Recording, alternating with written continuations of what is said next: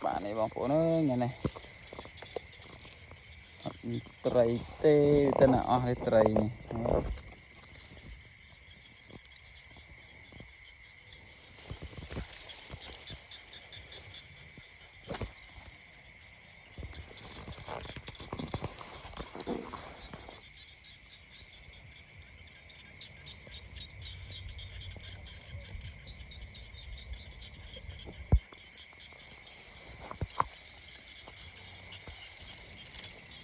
mới tray đà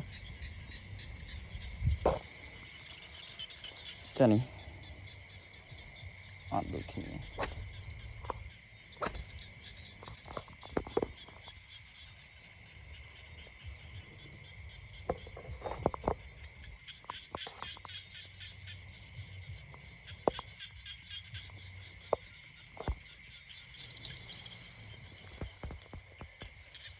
ngọt ôi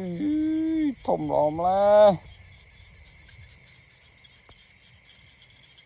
đã có bánh cồn này luôn